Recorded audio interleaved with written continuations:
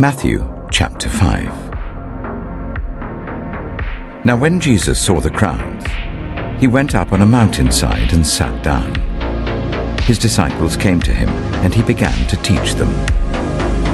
He said, "Blessed are the poor in spirit, for theirs is the kingdom of heaven. Blessed are those who mourn, for they will be comforted. Blessed are the meek, for they will inherit the earth. Blessed are those who hunger and thirst for righteousness, for they will be filled. Blessed are the merciful, for they will be shown mercy. Blessed are the pure in heart, for they will see God. Blessed are the peacemakers, for they will be called children of God. Blessed are those who are persecuted because of righteousness, for theirs is the kingdom of heaven. Blessed are you when people insult you, persecute you, and falsely say all kinds of evil against you because of me.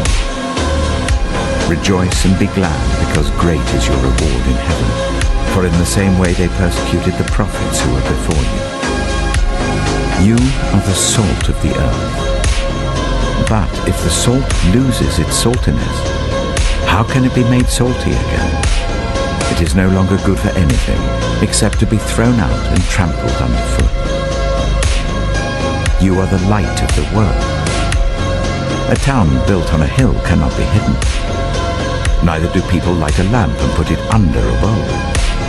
Instead, they put it on its stand, and it gives light to everyone in the house. In the same way, let your light shine before others, that they may see your good deeds and glorify your Father in heaven.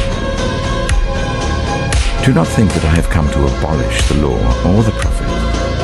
I have not come to abolish them, but to fulfill them.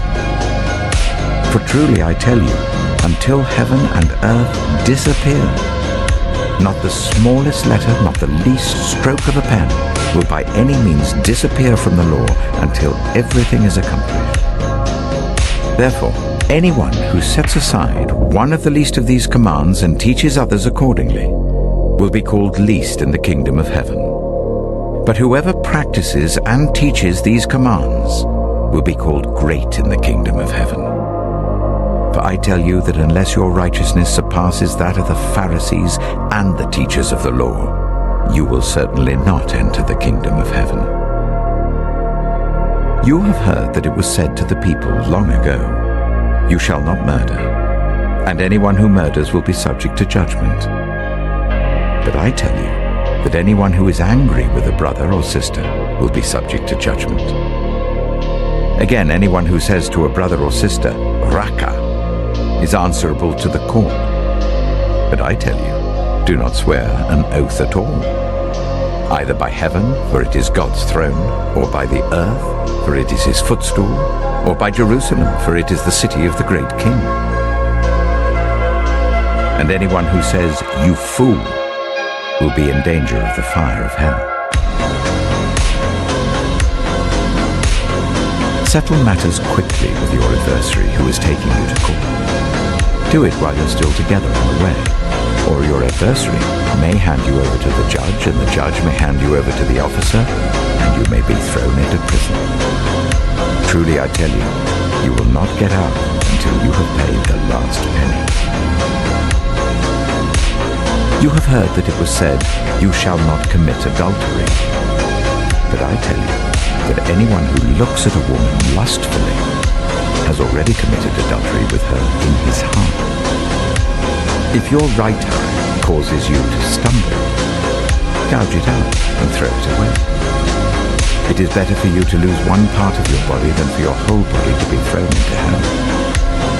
And if your right hand causes you to stumble, cut it off and throw it away. It is better for you to lose one part of your body than for your whole body to go into hell. It has been said, anyone who divorces his wife must give her a certificate of divorce. But I tell you that anyone who divorces his wife except for sexual immorality makes her the victim of adultery,